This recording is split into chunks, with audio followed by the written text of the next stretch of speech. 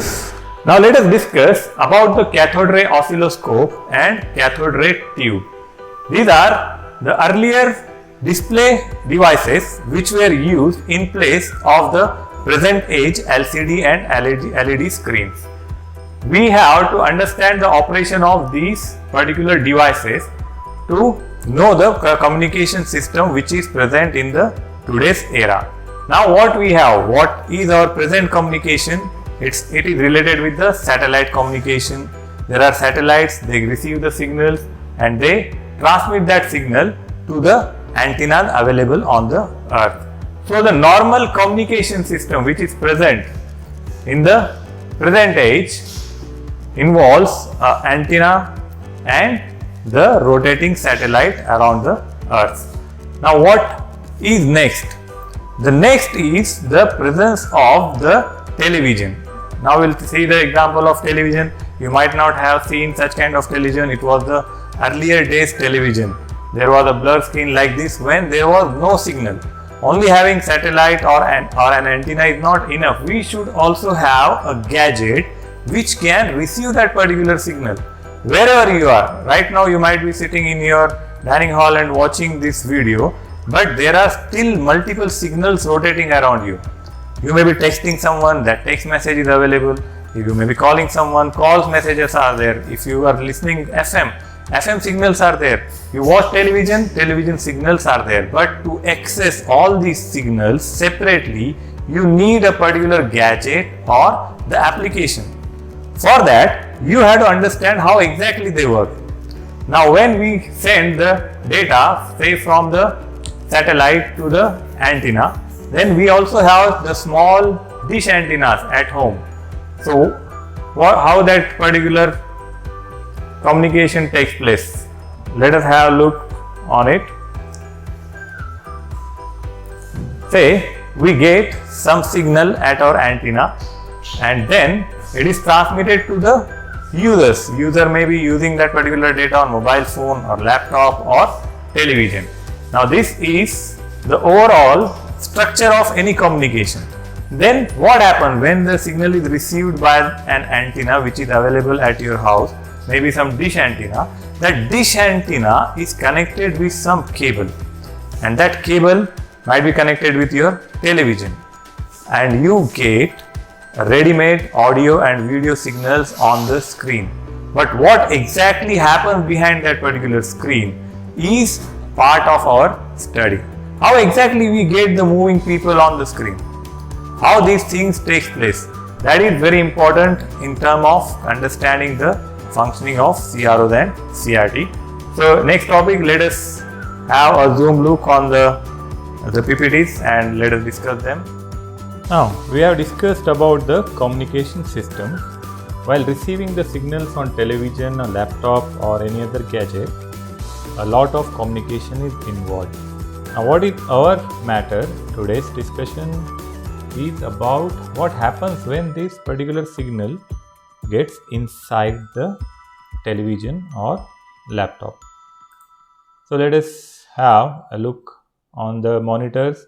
Left side you can see there is one desktop monitor and you can see there is a old version of this desktop. Now we have LEDs and LCDs and we got that particular sophistication due to enhancement into VLSI technology, the ICs, integrated circuit, because we can implement the function of this complete picture tube by using flat television screens. And how we are able to do that? Because of the transistors, because of the inventions in the transistors replace the complete functioning of this vacuum tube. And where we are going to study transistors, next chapter is about transistors. It will be very important topic where we will see how these transistors are used to make the chips. What is chip? Integrated circuit, microprocessor, microcontroller or any IC which is available inside our circuit is a chip, and this chip is having a monolithic technology. It is made up on semiconductors. That is part of our subject.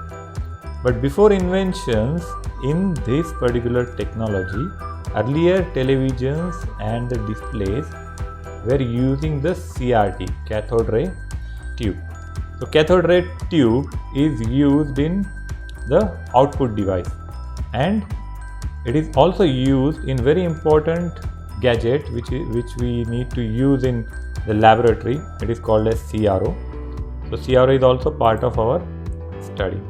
There are various versions of the displays, and there are many enhancements in the displays, and many organizations, they use very sophisticated displays. Like this one is shown in the NASA, where pixels and the qualities are very high level, and on the ground the people work on the LCD screen displays.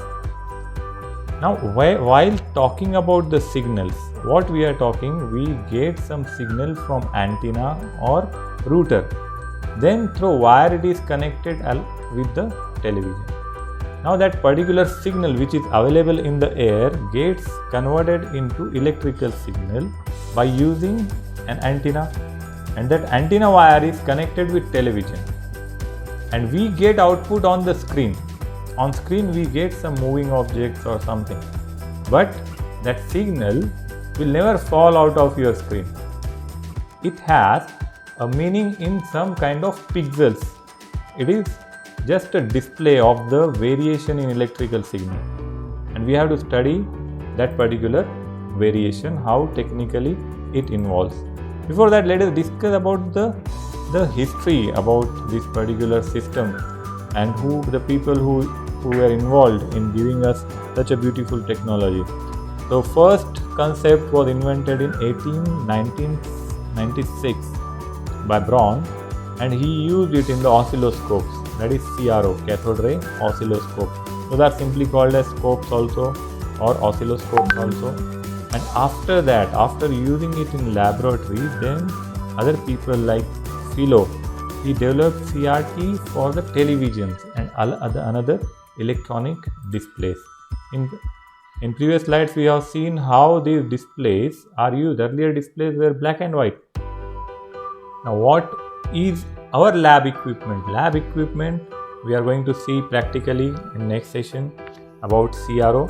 It is cathode ray oscilloscope. We deal with current, voltage and frequencies, and we need to get that output on the screen. This one is the digital CRO. We may have digital CRO, and we also have analog CRO. In analog CRO, we will have the tube, CRT. What is the difference between analog and digital? In digital, we have the flat screen, and in analog, we get the CRT. That is the difference. The cathode ray oscilloscope is used to display the waveforms of various experiments we do, various projects we make, and we have to analyze the signals, how current and voltages, their amplitudes and the phase shifts are working. All those things are done by using CRO. CRO is very important output device in lab. In lab we can prepare a circuit, but we have to check the output on CRO, how it is working, whether the output is correctly implemented, right? So in CRO there are two main parts. One is, say, time-based generation, because in CRO there are two axes. It is a two-dimensional device. One is vertical axis, another one is horizontal axis. Vertical axis, normally we calculate the amplitude of voltage or current or whatever is the parameter we are calculating. On horizontal axis, we calculate it with respect to time. So we require the signals, inbuilt signals, which can give us clarity for this particular system. So one parameter which is used in CRO is about time-based generators. They create the signals. One kind of signal here you can see is the sawtooth voltage.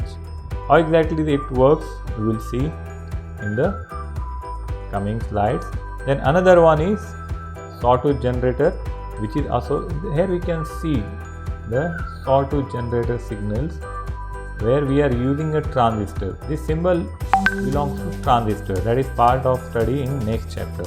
So till then you just have some idea that we have various parts, various sections in CRO, that is cathode ray oscilloscope. We'll usually call it simply oscilloscope. It is a device to calculate various electrical parameters. So these particular parameters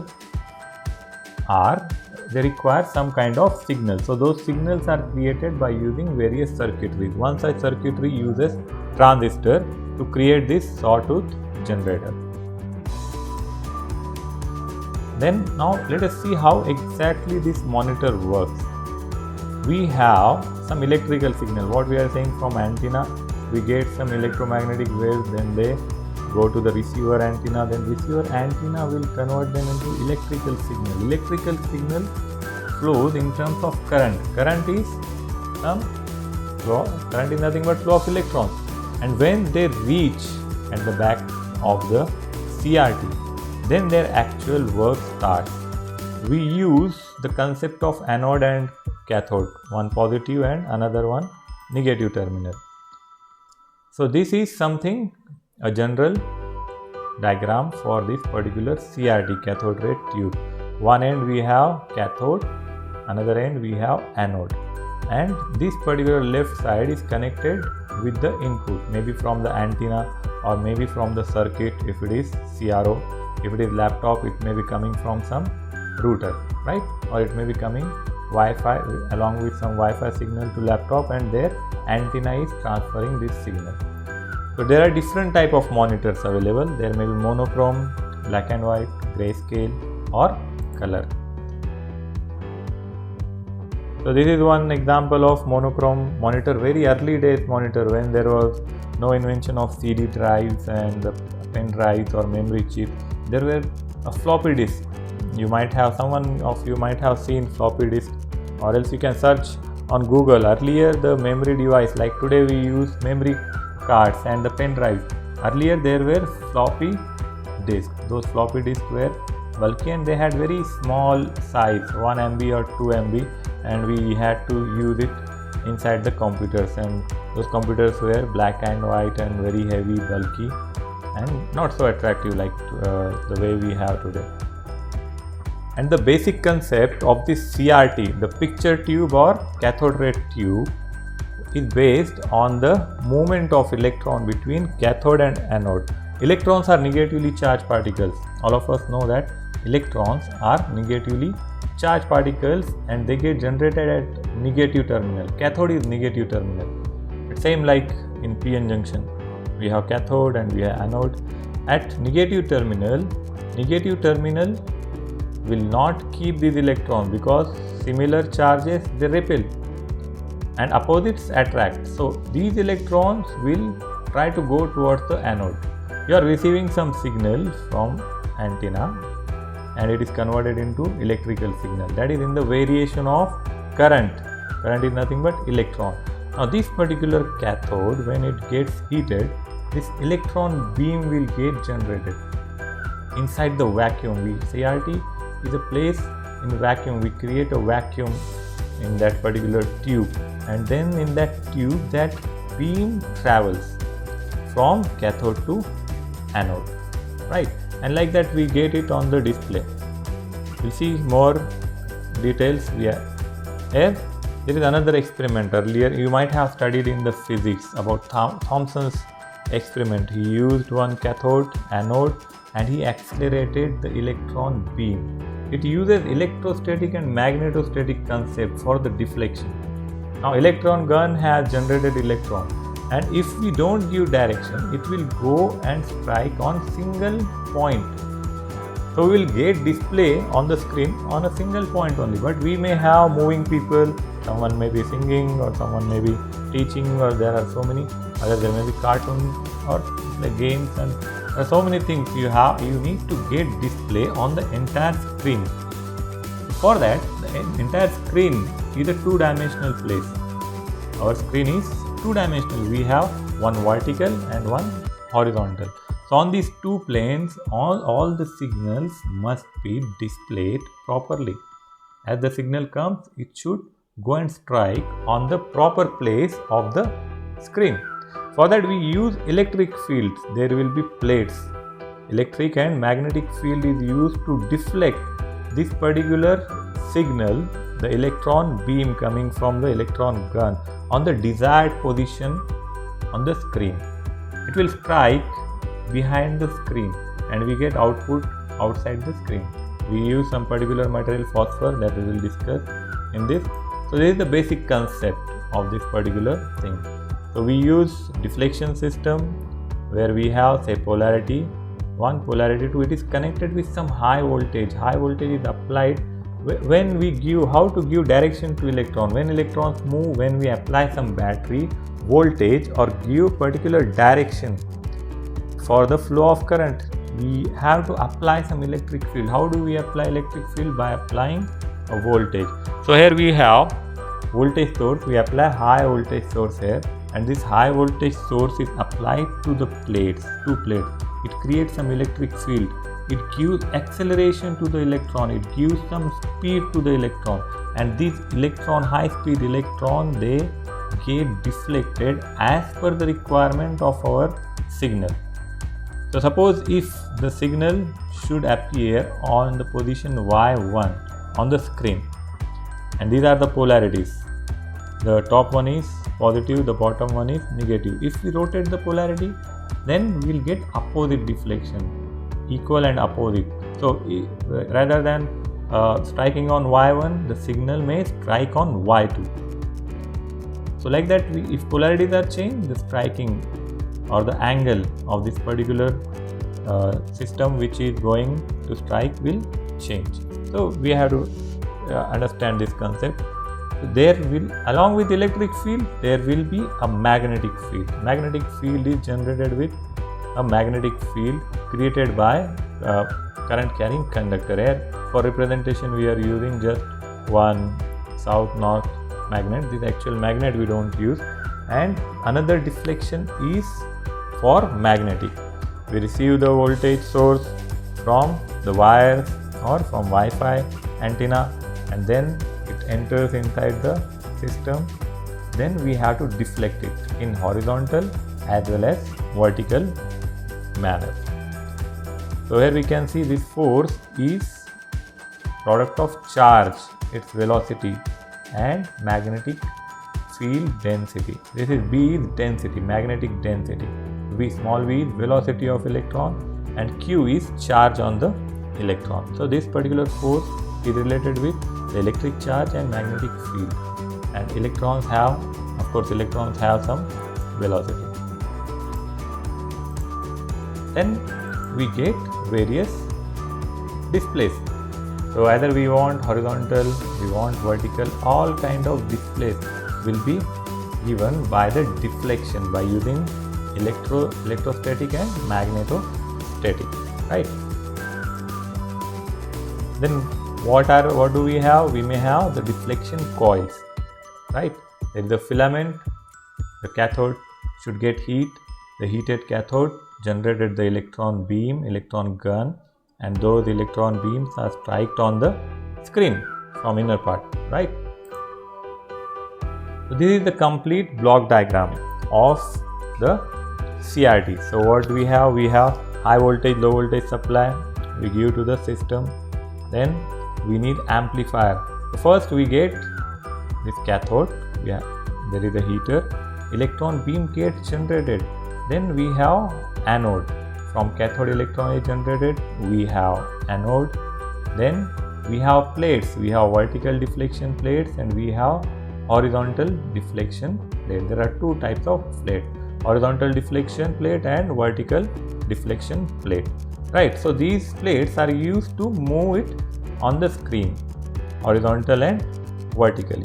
These signals should be amplified. What is meaning of amplification? We have amplification means increasing the strength of input signal. If input signal is low, we can increase the strength of this particular input signal by using amplifier.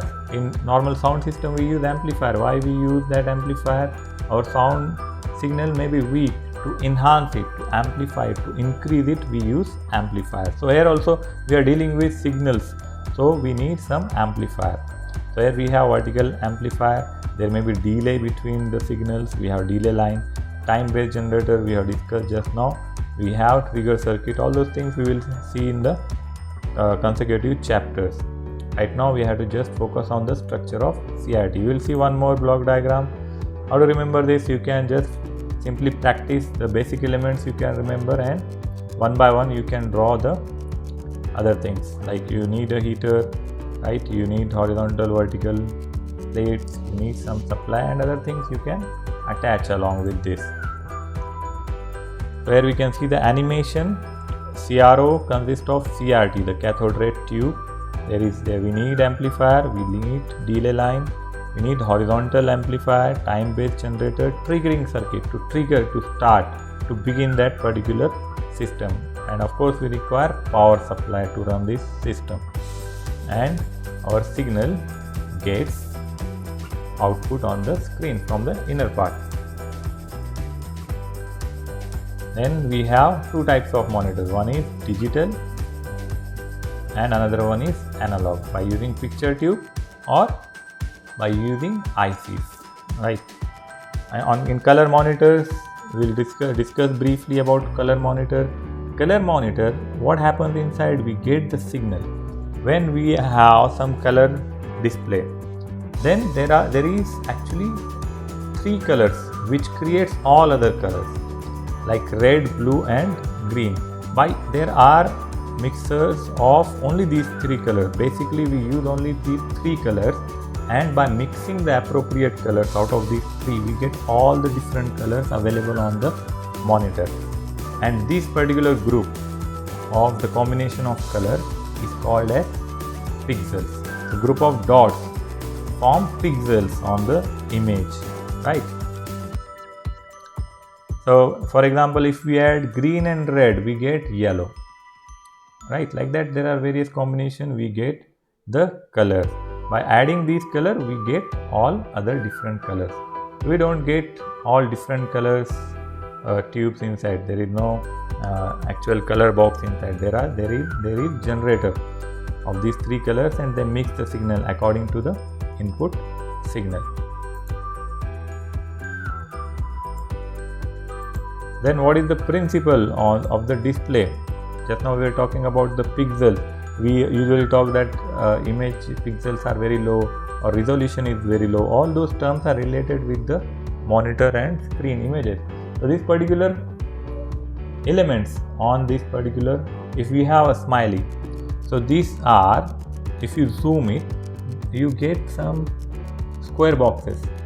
These square boxes form some values, pixels. There may be various values of the greens and yellows available in this particular system, right? So, and this particular picture information is stored, and we call that place as buffer. So this particular buffer is characterized by the size x, y and the pixel depth. Usually we define that what is the pixel value of the image or what is the pixel value of video while recording or while capturing videos and images from phone. What we get the range. It asks us whether 720 pixels or 1024 pixels and so on. So we get the pixels planes here, right? It forms the resolution. How many number of pixels are there on the display? So for better resolution, we need more number of pixels, or in a horizontal and vertical manner, right? Next thing, here we can see that these pixels, these resolutions are given to the inputs for these three basic colors: red, green and blue, right? And this particular combination, by deflecting, these are the plates, symbolic plates, by deflecting them, we get on the inner part of the CRT, right? Then this buffer, while we get the signal, they move in horizontal and vertical. It's like scanning. So if we start here, it goes like this, then here, then here. These are the horizontal movements. It goes like this and then vertical. So like that, scanning frames per second takes place. So actual resolution, they are controlled by the video controller. We can select even in our mobile phones, wherever there is camera is associated, screen is associated, there is resolution associated. We may have various resolutions. And there are the scan frame. while recording you also get a option to record 30 frames per second or 60 frames per second. So there will be combination of odd and even lines while clicking it, and at last those are combined and we get the complete image. Another parameter of a display is aspect ratio. For television it is 4:3, for HDTV it is 16:9. The video what I am recording is for 16:9, the aspect ratio. Now let us see how CRT looks inside the old. If any of you had the big television screen earlier in your home, and if someone used to visit mechanic shop for repairing, then you can see the inner material. What we will have a motherboard. There will be various sections, amplifier, then color mixing, and then there will be another section for power supply, right, on this board. Along with that, there is a picture tube like this, and there are assembly of windings behind that like this. These windings and this particular structure is used to create the electric and magnetic field what we were talking about earlier. Here we can see the electromagnetic deflection. By using this particular assembly, we have the coils. Whenever there is a current carrying conductor cut by the coils, we get magnetic field. So we can create magnetic field inside this particular CRT like this. And this one, when we attach it, it is used for the deflection. How exactly we can deflect it. Here this side we have the screen, monitor screen, and this is the assembly for deflection. Inside we have the heater and the electron generator. Now what happens behind the screen? How we get the output on the screen? Normally phosphor is used. Phosphor is a material which absorb the energy of incident electron which are falling from the gun, and they appear it on the screen from outside. They become bright, they emit the light energy in terms of some visible screen on the outer surface, right? And we use it is kind of semiconductor material. It emits visible radiation, and its input is coming from the electron gun, right? So this particular thing is called as fluorescence. So here we have to remember, we have gun, we get the deflection, there will be one shadow masking along with the phosphor screen, there will be panel glass on the screen, and the electrons, they excite the phosphor to glow. Electrons are fired from back, from the electron gun, from cathode, from heater, and this phosphor is arranged in dots called pixels, right? So all those things are connected like this. So this is about cathode ray oscilloscope and CRT. In next session, we will see practical use of cathode ray oscilloscope by using the experiment half wave rectifier, and we will also try to connect full wave rectifier along with that. Till then, have a good day. See you.